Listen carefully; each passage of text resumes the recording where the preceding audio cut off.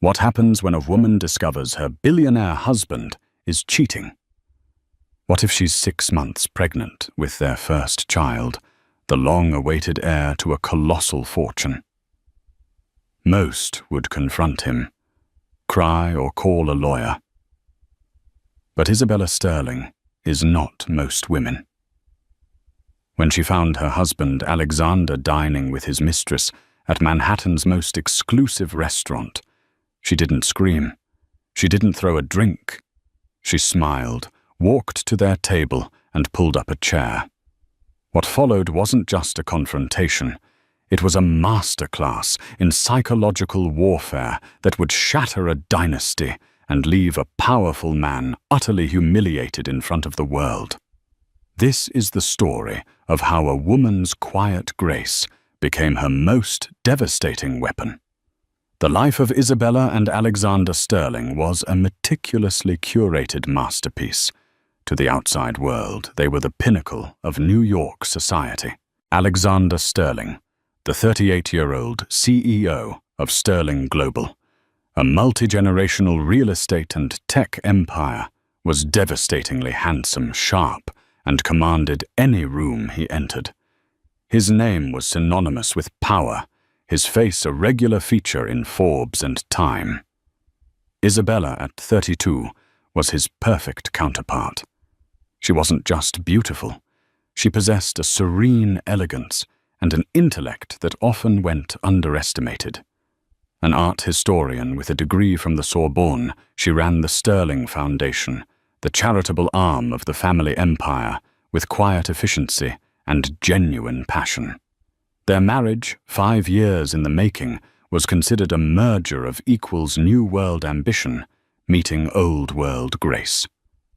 Their home was a sprawling penthouse on Park Avenue, a testament to minimalist luxury, with panoramic views of Central Park. Its walls were adorned with a collection of art that Isabella had personally curated, a mix of impressionist masters and daring contemporary artists. It was a home built for magazine spreads and hosting powerful people, a stage for their perfect life. And now the final piece of that perfect life was falling into place. Isabella was 6 months pregnant with a son, the future heir to the Sterling dynasty. Alexander's father, the formidable patriarch Charles Sterling, was ecstatic. The board of directors was placated. The legacy was secured. But inside the gilded cage, the gold was beginning to flake. The change in Alexander had been subtle at first, a slow erosion of intimacy. He started working later, his excuses plausible but increasingly frequent. Board meetings running over, a late-night call with the Tokyo office, putting out a fire with the new acquisition. He would come home smelling of a faint, unfamiliar perfume, something floral and exotic, starkly different from Isabella's subtle scent of sandalwood and vanilla. He'd blame it on a client or a colleague. His phone, once casually left on the nightstand, was now perpetually in his pocket or placed face down. He would take calls in his study, with the door firmly closed, his voice a low, urgent murmur. When she entered, he would end the call abruptly. "Just Julian, coordinating the gala," he'd say, naming his ever-loyal chief of staff. But his eyes wouldn't quite meet hers. Isabella was no fool. She had been raised in a world where marriages were often strategic alliances, and infidelity was a quiet, dirty secret. But she believed they were different. Theirs had started with a genuine spark, a meeting of minds at a gallery opening where they debated the merits of Rothko for an hour. He had pursued her relentlessly, charmed by her wit and her refusal to be impressed by his name alone. He had promised her a partnership, a life of shared passions, not just shared assets. The pregnancy should have been their moment of ultimate union. In the first few months, Alexander was attentive, almost reverently so. He would rest his hand on her still flat stomach, a look of awe on his face. "Our son Izzy," he'd whisper. "He's going to change the world." But as her belly grew, so did the distance between them. The loving gestures became mechanical. The compliments felt rehearsed. The chill started to set in. The first concrete clue came in the form of a credit card statement. Isabella handled their personal finances, a task Alexander found tedious.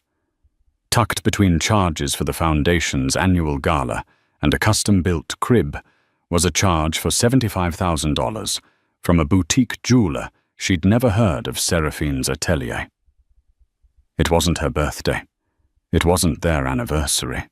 When she casually asked him about it, he froze for a fraction of a second before composing himself. "Ah, that," he said, waving a dismissive hand. "It's a gift for my mother. Her birthday is next month. I wanted to get something special." It was a perfect lie. Plausible, thoughtful even. Except for one small detail, Isabella had already purchased a birthday gift for her mother-in-law, a rare first-edition book they had discussed with Alexander weeks ago. He had forgotten. The lie, so smooth and yet so clumsy, was like a shard of glass in her heart. She didn't confront him. Her mind, trained to analyze the subtleties of art and history, began to see the patterns. The late nights, the secret calls, the phantom perfume, the extravagant, unexplained gift. They were brushstrokes in a portrait of deceit. Crying or screaming would achieve nothing. It would only give him the chance to lie more, to gaslight her, to call her hormonal and emotional due to the pregnancy. No. If Alexander was playing a game, she would learn the rules and play it better. She would not be a hysterical pregnant wife. She would be a sterling. And sterlings did not lose. Her first move was to call her old college friend, a woman named Chloe, who now ran one of London's most discreet private investigation firms. "Chloe," Isabella said, her voice even and calm as she sat in her sunlit home office overlooking the city. "I need your help with a delicate matter. It requires the utmost discretion. For you, Izzy. Anything." Chloe's voice came back, warm but professional. "What's going on?" "I need to know about a jeweler called Seraphine's Atelier in the city, and I need to know who my husband is meeting." There was a pause on the other end of the line. Chloe knew Isabella well enough to understand the gravity of the request. "I'll put my best person on it, a specialist in marital portfolio analysis. You'll have your answers soon." While she waited, Isabella played her part to perfection. She was the glowing, expectant mother. She attended charity luncheons, discussed nursery color palettes with her mother-in-law, and smiled lovingly at her husband during public appearances. She even brought up the Sterling Foundation Gala, their biggest event of the year, which was just a few weeks away. "Alexander, darling," she said one evening as he loosened his tie. "I was thinking about the seating chart for the gala. Should we put Marcus Thorne at our table? I know his company is a major competitor, but it might be a good political move." Alexander barely looked up from his phone. "Thorne, no. Absolutely not. Keep him as far away from me as possible. He's a snake." The venom in his voice was startling. Isabella filed that piece of information away. Marcus Thorne. A rival. A week later, a coded email arrived from Chloe. It contained a secure link to a folder. Isabella locked her office door, her heart hammering against her ribs. She clicked the link. The folder was filled with photographs and a detailed report. The pictures were grainy, long-lens shots, but the subjects were unmistakable. Alexander laughing and animated in a way she hadn't seen in months. And with him, a woman. She was stunning in a fierce, overt way that contrasted with Isabella's quiet beauty. Long, dark hair, sharp features, a wardrobe that screamed expensive and daring. The report identified her as Serafina Dubois, the 30-year-old owner of a trendy avant-garde art gallery in Chelsea. And as Chloe had discovered with a bit of digging, the owner of a small exclusive jewelry design studio, Seraphine's Atelier. The photos chronicled their meetings, lunches at discreet but chic bistros, late-evening drinks at shadowy hotel bars, a weekend trip to a boutique hotel in the Hamptons, a trip Alexander had claimed was a corporate retreat. The most damning photo showed Alexander fastening a necklace around Serafina's neck. It was a breathtaking piece, a cascade of black diamonds and a single enormous ruby, the $75,000 necklace. But it was the report that turned Isabella's blood to ice. Serafina Dubois wasn't just a gallery owner. Before opening her gallery, she had a brief but notable career in corporate strategy, working for a firm that specialized in hostile takeovers. And according to Chloe's source, she had recently been in quiet contact with several executives from Thorne Industries, the company run by Marcus Thorne, Alexander's biggest rival. Suddenly, everything clicked into place. This wasn't just a sordid affair. It was something far more dangerous. Serafina wasn't just a mistress. She was a corporate predator. She wasn't after Alexander's heart. She was after his Ibora. And he, blinded by lust and arrogance, was leading her right through the front gates. The pain was immense, a physical blow that left her breathless. It wasn't just the betrayal of their marriage vows, but the utter disregard for their family, their future, their unborn child. He was risking everything they had built for a woman who was actively plotting his downfall. Isabella stood up and walked to the floor-to-ceiling window. She placed a protective hand on her swollen belly. The tears she had refused to shed now came not in a storm of hysteria, but as silent hot tracks down her face. She was mourning the man she thought she married, the life she thought they had. But as the sun set over Manhattan, painting the sky in hues of orange and purple, the grief began to crystallize into something harder, colder. Resolve.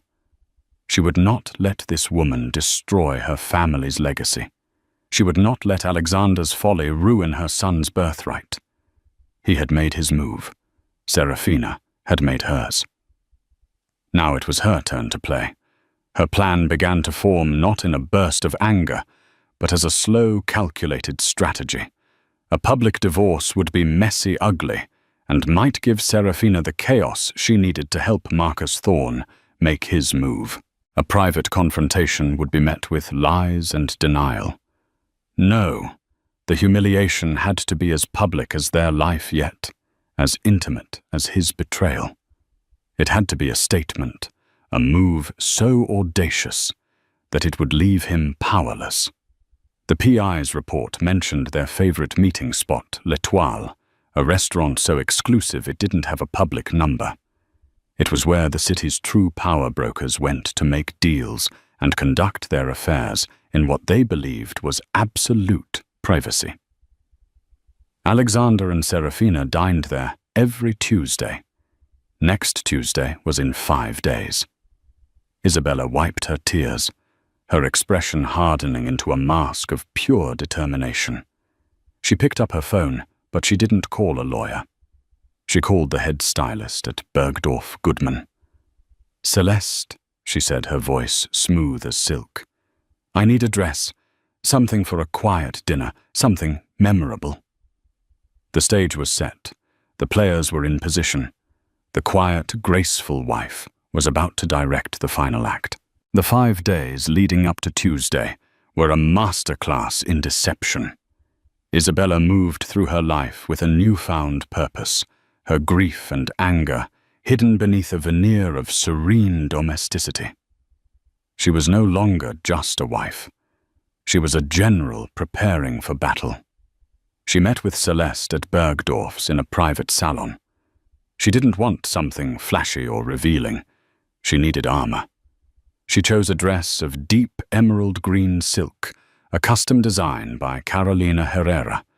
It was deceptively simple, with long sleeves and a high neckline, but it was tailored to perfection, draping over her 6-month pregnant belly, in a way that was both elegant and profoundly maternal. The color was chosen deliberately, the color of envy, but also of rebirth and power. It would stand out against the restaurant's crimson and gold decor. Her next call was to Julian Vance Alexander's chief of staff. Julian was in his early 40s, perpetually dressed in impeccable suits, his loyalty to the Sterling family absolute. He had served Alexander's father before him and viewed the Sterling legacy with near religious reverence. He was smart, discreet, and Isabella suspected not entirely blind to his boss's recent indiscretions. "Julian," she said, catching him between meetings, "I need a small favor, and it needs to stay entirely between us." "Of course, Mrs. Sterling. Anything." "I need to see the final draft of the prenuptial agreement Alexander and I signed." There was a slight hesitation. "Is everything all right?" "Everything is fine," she replied, her voice placid. "I'm working on our estate planning for the baby, and my lawyer needs to cross-reference a clause. It's just tedious paperwork." The lie was smooth, corporate, and believable.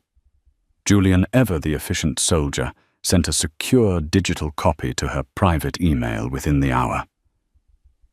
That evening, Isabella didn't read it. She already knew what it contained. Her own father, a shrewd old-money patriarch himself, had insisted on a particularly robust infidelity clause, one that Alexander, in his love-struck arrogance 5 years ago, had barely glanced at before signing. The clause was an ironclad fortress. In the event of proven adultery, especially while expecting a child who was the designated heir control of Isabella's shares in Sterling Global, a significant non-voting block gifted to her upon marriage would immediately become voting shares. Furthermore, she would gain 2 seats on the Sterling Foundation's board and unilateral control over a substantial trust fund established for their future children. It was a nuclear option her father had put in place, hoping she would never need it. Instead of reading the prenup, she spent the evening researching. She delved into every article, every financial report, every snippet of gossip she could find on Marcus Thorne and Serafina Dubois. She discovered that Thorne Industries had been attempting a stealth acquisition of a smaller tech company that Sterling Global was also in the final stages of acquiring. This wasn't just a rivalry. It was an active corporate war. The intel Serafina could be feeding him would be devastating. She could be leaking bid numbers, negotiation strategies, internal weaknesses. Alexander wasn't just having an affair. He was committing corporate treason. Her anger was a cold, hard knot in her stomach. The sheer scale of his stupidity was breathtaking. On Saturday, she attended a charity luncheon for the New York Public Library. Several of the city's most powerful wives were there, women who traded information like currency. Isabella listened more than she spoke, steering the conversation with subtle questions. "I saw the most fascinating gallery in Chelsea the other day." She mentioned to a group that included the wife of a major banker. Dubois Gallery. The owner, Serafina, seems to have burst onto the scene. So ambitious. One of the women, a notorious gossip named Beatrice, took the bait immediately. "Ambitious is one word for it," she sniffed. "Climber is another. She's been seen everywhere with everyone. Last year, it was some European duke. Now she seems to have her sights set on the corporate world. I heard she's very close with Marcus Thorne." "Really?" Isabella asked, her expression one of mild curiosity. "Oh, yes." Beatrice continued, delighted to be the center of attention. My husband says Thorne is using her as a social consultant. We all know what that means. The pieces were not just connecting, they were forming a mosaic of conspiracy. Serafina was Thorne's weapon, aimed directly at the heart of Sterling Global. On Monday, the day before the dinner, Isabella made her final preparations. She scheduled a hair and makeup appointment for the following afternoon. She laid out the emerald dress along with a pair of low-heeled Manolo Blahniks and the simple strand of pearls her own grandmother had given her. It was a classic, unimpeachable look.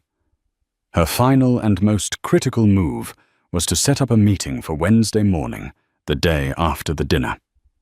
She sent a single encrypted email from a private account. It was not addressed to her lawyer. It was addressed to Charles Sterling, her father-in-law. The subject line was simple: urgent family matter regarding the future of the company. She requested a meeting at his private office alone.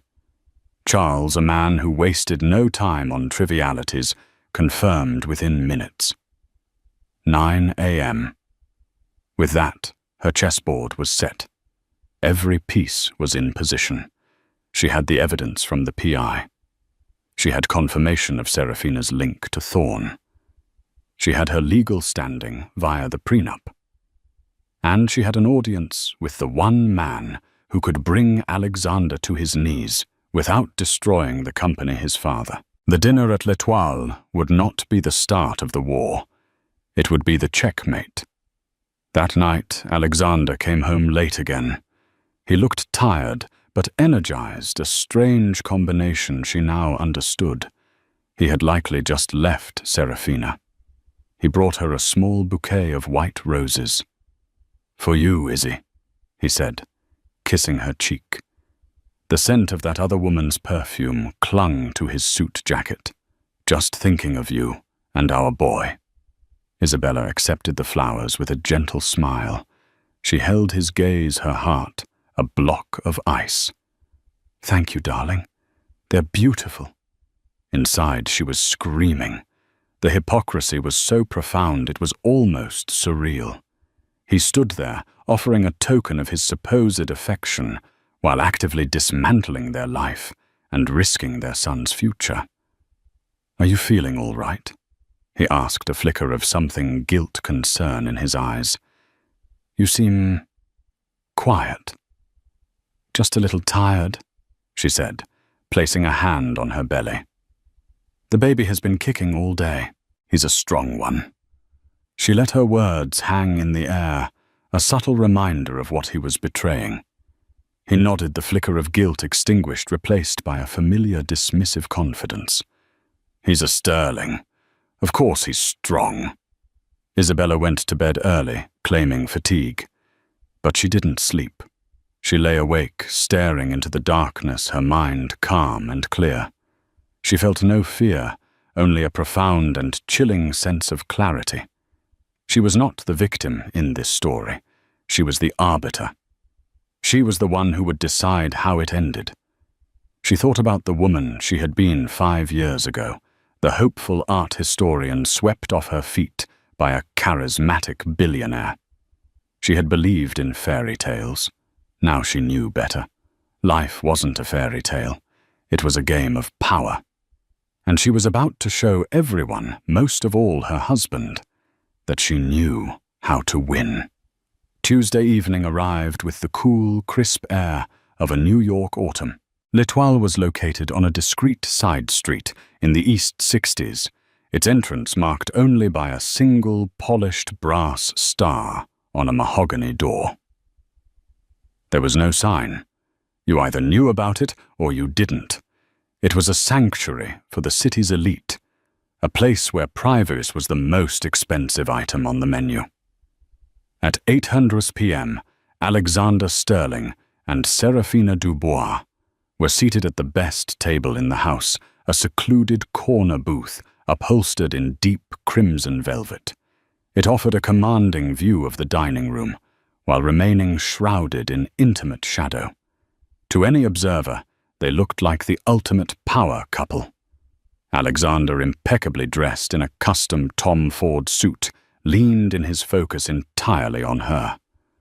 Serafina was a vision in black, a sleek, form-fitting dress that was both elegant and overtly sensual. Around her neck glittered the necklace of black diamonds, and ruby, a stark and stunning statement against her skin. They were laughing, sharing a bottle of vintage Bordeaux that cost more than most people's monthly rent. Alexander felt a thrill he hadn't felt in years. With Serafina, he wasn't just a husband or a CEO bound by legacy. He felt like a conqueror. She challenged him, excited him, and her ambition mirrored his own. He was utterly captivated, completely unaware that he was a fly, caught in a very sophisticated web. "The final bid for the Omnicore acquisition is going in tomorrow morning," he murmured, his voice low. "Thorne has no idea what our final number is. We're going to crush him."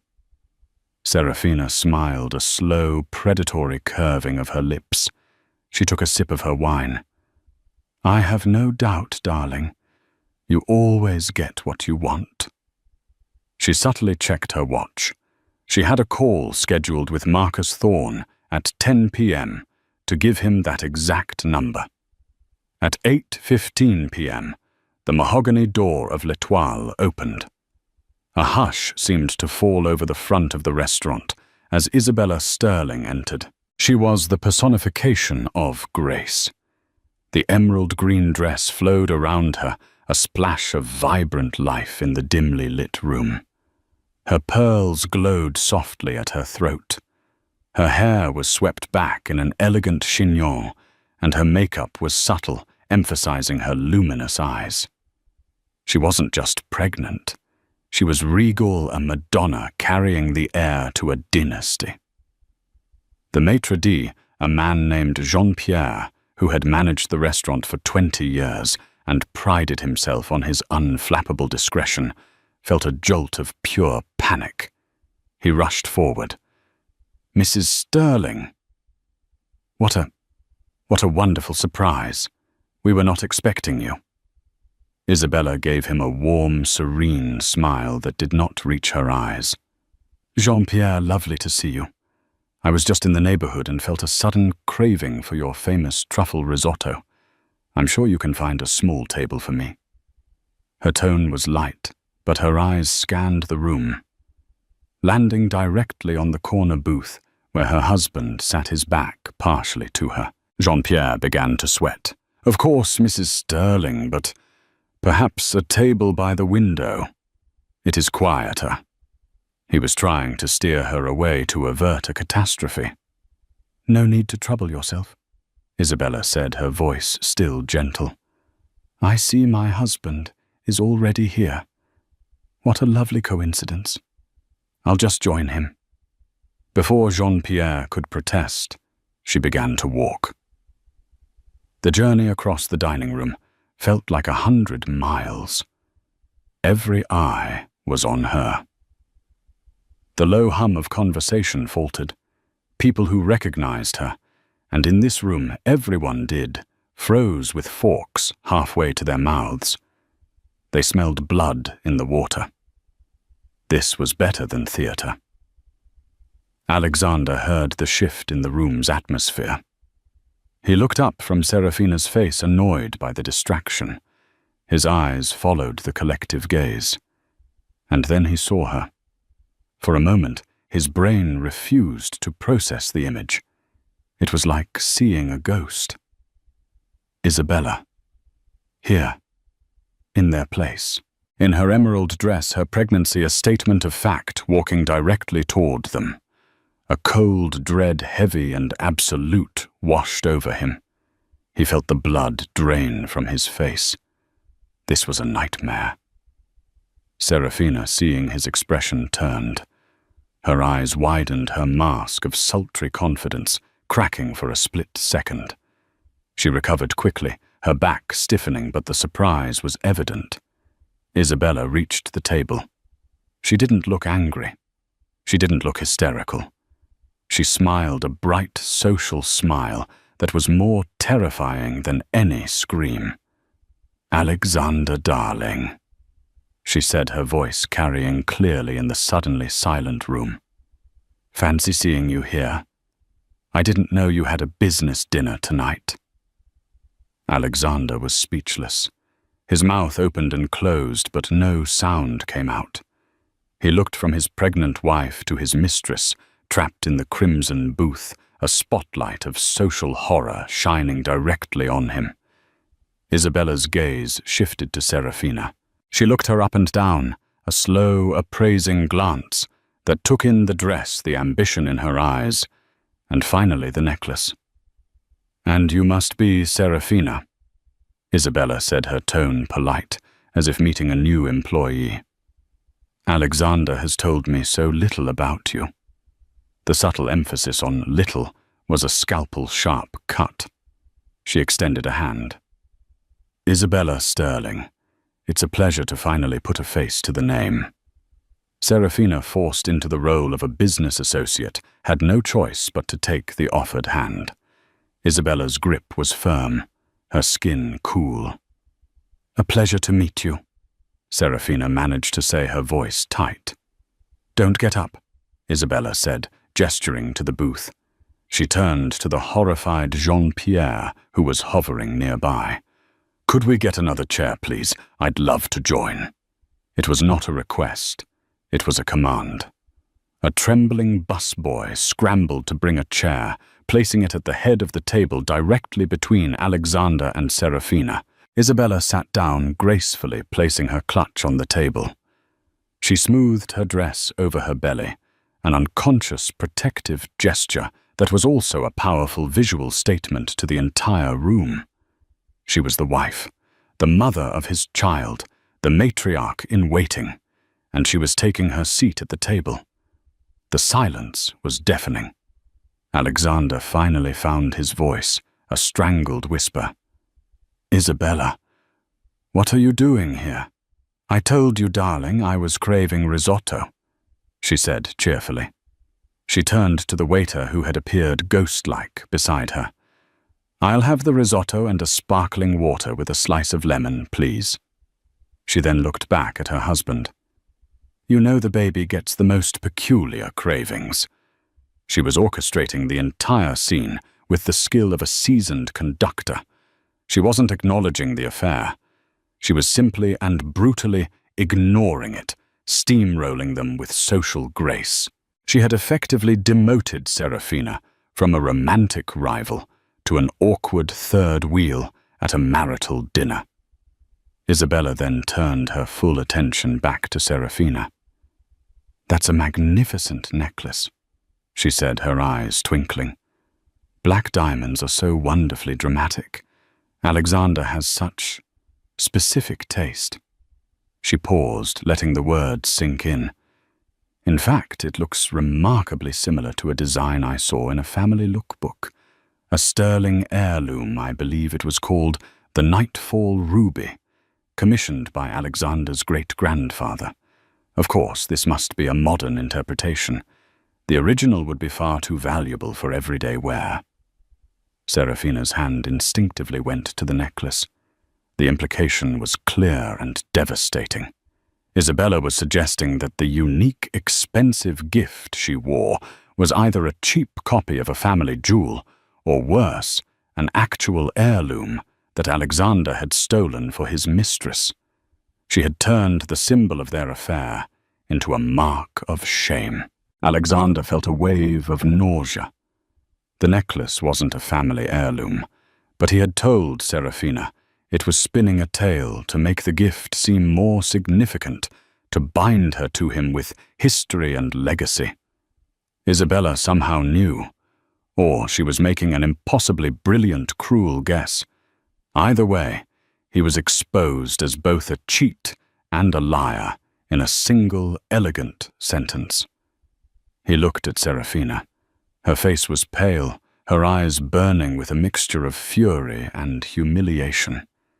She understood what was happening. She was being publicly dismissed, reduced to a tacky cliché. Isabella continued, her voice light and conversational, as if they were discussing the weather. "So Serafina Alexander mentioned you're in the art world. So fascinating. We must have you consult on the new wing of the children's hospital the Foundation is building. We want it to be inspiring for the patients." She was offering Serafina a charity project. It was a perfectly pitched insult, framing her as someone who could be hired a vendor, while simultaneously reinforcing her own position as the philanthropic leader of the Sterling family. The humiliation was complete. Alexander Sterling, the titan of industry, sat trapped and emasculated. He could not yell at his pregnant wife in a room full of his peers. He could not comfort his mistress. He could do nothing but sit there and absorb the crushing weight of his own public disgrace. The other diners were no longer even pretending not to watch, their faces a mixture of shock and glee.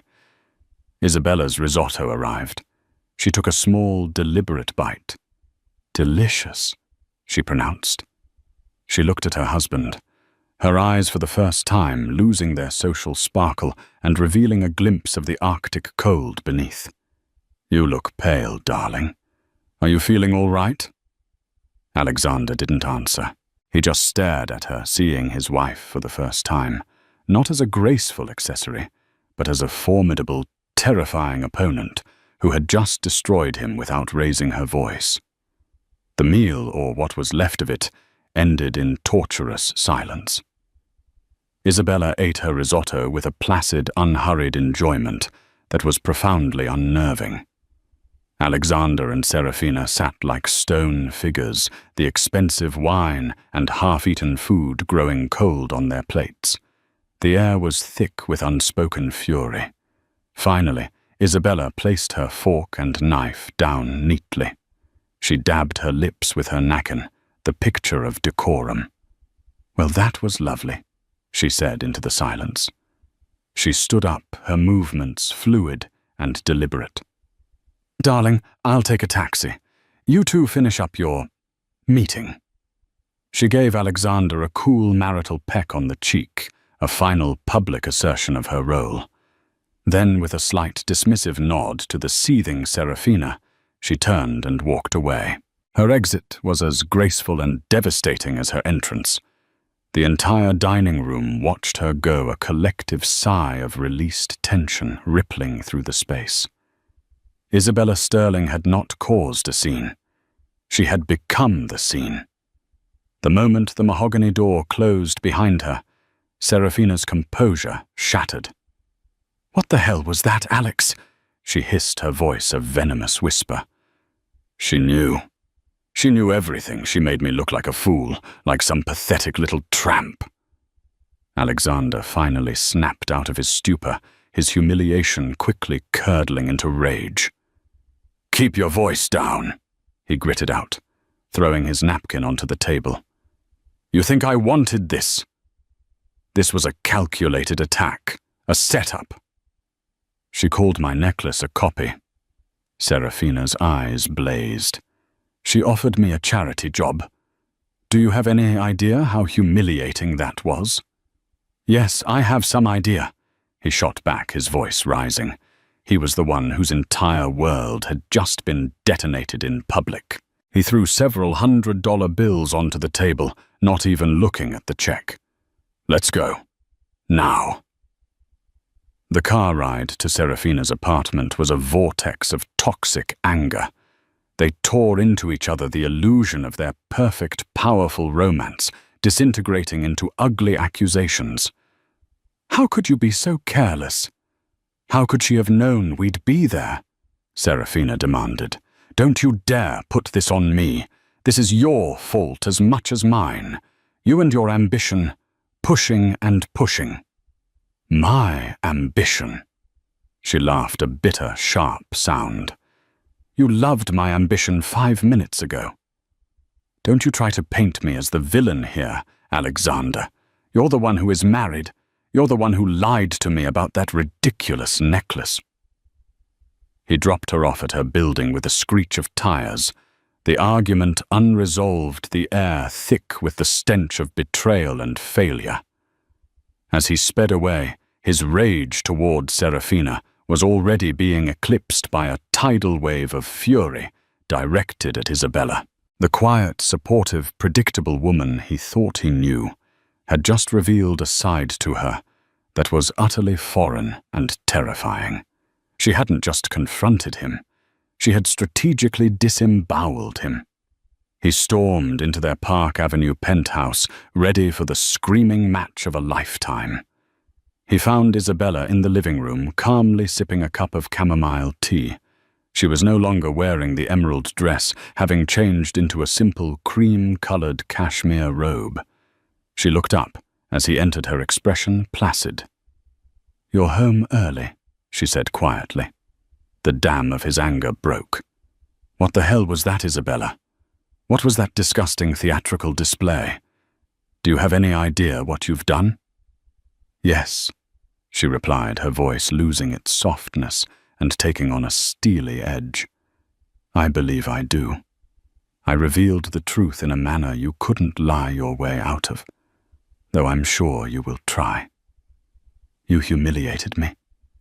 You made a spectacle of our private life in front of everyone." Isabella set her teacup down with a soft click.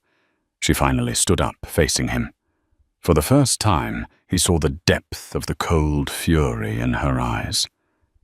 The gentle, forgiving woman he had taken for granted was gone. In her place was a stranger.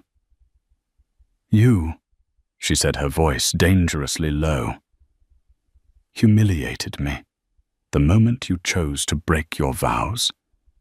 You humiliated me with every lie, every late night, every secret call. You humiliated our marriage, our family, and our unborn son. My spectacle, as you call it, was merely holding a mirror up to your disgrace. Do not for 1 second confuse my actions with your own." "This is about that woman, isn't it? It's jealousy." Isabella let out a short, sharp laugh, devoid of all humor. "Jealousy? Oh, Alexander, you are so breathtakingly arrogant. You think this is about her? She is a symptom, a vulgar, ambitious symptom of your own weakness. She means nothing to me."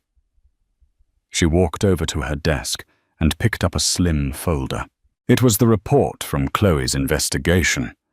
She tossed it onto the marble coffee table between them. "This is what this is about." He opened it.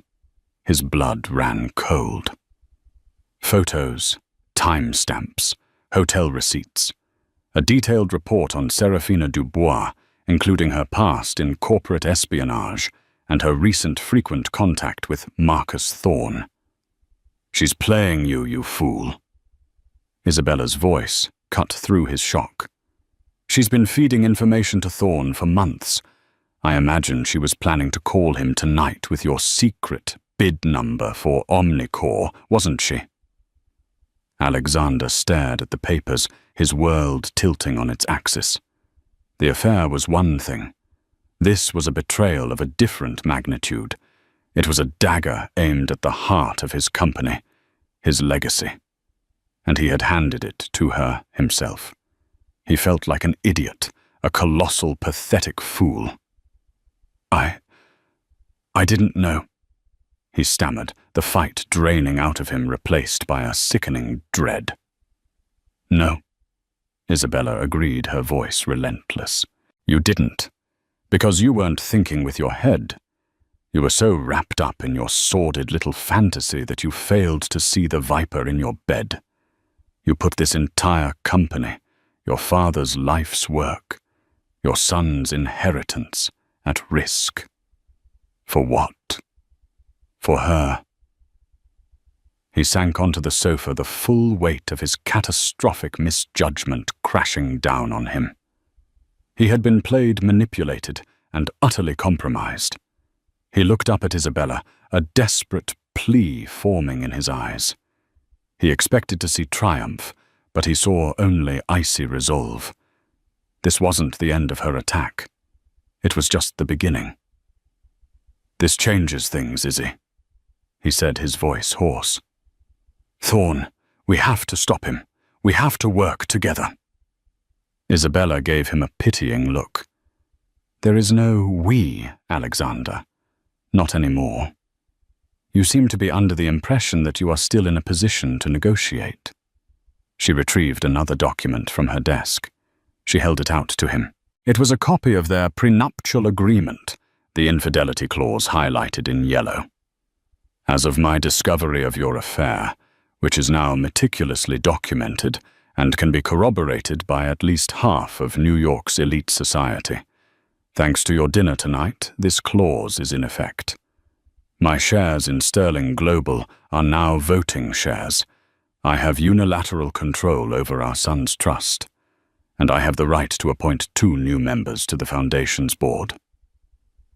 Alexander stared at the paper, his mind reeling. He remembered signing it, laughing it off as a formality for her father. He had never imagined it would be used. It was a corporate coup hidden within their marriage vows. "You can't," he whispered. "That would destabilize everything." "On the contrary," Isabella said, her voice like ice, "it will stabilize it. Because unlike you, I will not put this family's legacy at risk for a cheap thrill. I will protect it. You have proven you are unfit to be the sole guardian of it." The full, terrifying scope of her plan was finally dawning on him. The dinner wasn't just about humiliating him. It was about creating incontrovertible public evidence to trigger the prenup. It was a brilliant, ruthless, and perfectly executed maneuver. "Tomorrow morning at 9 a.m., she continued, "I'm meeting with your father. I will be presenting him with 2 things. The first is this folder detailing your gross negligence and the existential threat you have exposed the company to. The second will be my proposal for the way forward." "What proposal?" he asked, his voice barely audible. "My proposal," Isabella stated, her gaze unwavering, "is that you will take a voluntary, indefinite leave of absence as CEO of Sterling Global. You will check into a wellness retreat in Switzerland to reevaluate your priorities. The board, influenced by my new voting power and your father's fury, will agree. An interim CEO will be appointed. Julian, perhaps. He is loyal to the family, not just to you." It was a complete and total annihilation. She wasn't just divorcing him or taking his money. She was stripping him of his identity, his power, his throne. She was exiling him. He looked at the woman standing before him. The warm, loving wife was gone, replaced by a queen executing a flawless palace coup. He had mistaken her grace for weakness. He had mistaken her silence for submission. He had underestimated her at every turn, and now he was paying the ultimate price. He wasn't just humiliated. He was shattered. The 9 a.m. meeting in Charles Sterling's office was less of a conversation and more of a sentencing. The office itself was a shrine to corporate power. Dark wood, leather-bound books, and a view of the city from the 80th floor that made the world look small and conquerable. Charles, a man in his late 60s with his son's sharp features etched into a sterner, more unforgiving mask, sat behind his enormous desk. He had already read the folder Isabella had sent over via a secure courier an hour earlier. His face was granite. Isabella, dressed in a simple but impeccably tailored navy blue suit, sat opposite him. She did not present her case with emotion or hysterics. She laid out the facts with the cool, detached precision of a corporate lawyer. She detailed Alexander's affair, Serafina's connection to Marcus Thorne, and the imminent danger to the Omnicore acquisition. She finished by sliding a copy of the now activated prenuptial agreement across the desk. "He has become a liability to the family and to the company," she stated simply. "His judgment is compromised, Action must be taken. Charles was silent for a long time, his steepled fingers hiding his mouth. He was a man who valued two things above all else: legacy and control. His son had threatened both. The affair was a private disgrace, but the corporate espionage was a cardinal sin. "The gala is in 2 weeks," he finally said, his voice a low rumble. "It is our most important public event of the year." "I am aware," Isabella replied, "which is why Alexander's leave of absence must begin immediately. The story will be one of exhaustion of a dedicated CEO taking a much-needed rest on his doctor's advice before the birth of his firstborn. It's clean. It's believable.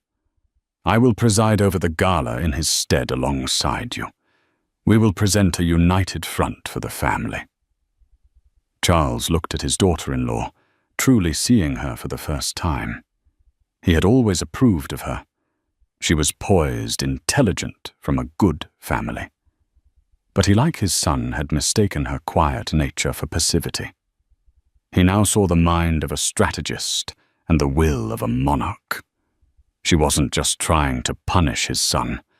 She was actively preserving the empire. In a twisted way, he was enforced. She was more of a sterling than his own son had been. "And what of Seraphina Dubois and Marcus Thorne?" he asked. "Leave them to me," Isabella said, a glint in her eye. "I believe they are about to have a very bad day." While Isabella met with Charles, Alexander's world was collapsing. His frantic calls to Seraphina went to voicemail. Finally, a single text message came through. "Don't contact me again. My arrangement with Thorne is terminated. Your poison." She was cutting her losses, a rat deserting a sinking ship.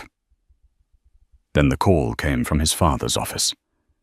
It wasn't a request, it was a summons. The confrontation between father and son was brutal. Charles did not yell. He expressed his disappointment with a quiet, lethal contempt that was far worse than any tirade. He laid out Isabella's terms not as a proposal, but as a foregone conclusion.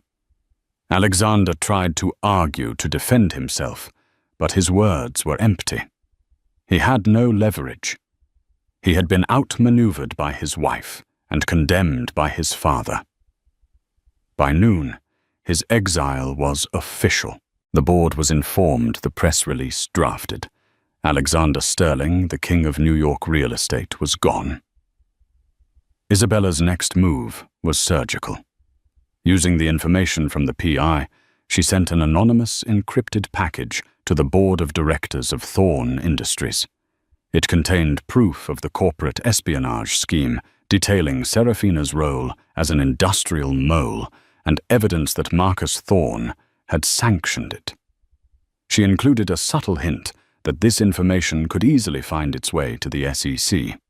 Thorne, a ruthless but not stupid man, would be forced to clean house to avoid a federal investigation. Seraphina's career as a corporate weapon was over. Her gallery, funded by powerful men she had now alienated, would likely wither and die within a year. Isabella had dismantled her rival without ever speaking her name again. 2 weeks later, the Sterling Foundation Gala took place. It was the social event of the season, and the gossip about Alexander's sudden sabbatical was the main topic of conversation. Isabella arrived on the arm of her father-in-law Charles. She was a vision of radiant power. She wore a gown of shimmering silver custom-made to accentuate her pregnancy. She dripped with the real Sterling family jewels, including the genuine Nightfall ruby necklace. She moved through the room with an unassailable confidence, greeting senators, billionaires, and cultural icons. She gave a speech that was both heartfelt and powerful, speaking of legacy family and the future, her son's future. She never mentioned Alexander's name once. It was a masterful performance. She wasn't just the CEO's wife anymore. She was the regent, the keeper of the throne. She had won. It wasn't a victory that brought her joy, but one that brought security. She had protected her child's future and her family's legacy from the recklessness of the man she had once loved. Her marriage was in ruins, but her life was her own. She held all the cards. Alexander was in a luxury clinic in the Swiss Alps, cut off and powerless, forced to confront the wreckage he had made of his life. Whether he could ever earn his way back, not to the head of the company, but to a place in his family, was a question only Isabella could answer. As she stood on the stage, looking out at the powerful faces watching her, one hand resting on her swollen belly, she felt a profound sense of peace. The gilded cage had been broken, not by escaping it, but by seizing control of it. The quiet wife had become a queen, and her reign was just beginning.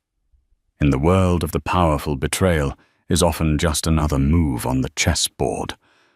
But what we've just witnessed is the story of a queen who refused to be a pawn. Isabella Sterling's journey wasn't about revenge. It was about reclamation. She reclaimed her power, her dignity, and the future of her family, not with screams and threats, but with intelligence, strategy, and an unbreakable will. She reminds us that true strength isn't always the loudest voice in the room, but often the quietest mind, the one that sees the entire board while others only see their next move. What did you think of Isabella's ultimate power move? Was she justified, or was her takedown too brutal? Let us know your thoughts in the comments below. If you love stories of drama, intrigue, and empowerment, make sure to hit that like button. Share this video with someone who would appreciate a tale of epic consequences, and most importantly, subscribe to our channel for more real-life dramas that are stranger than fiction.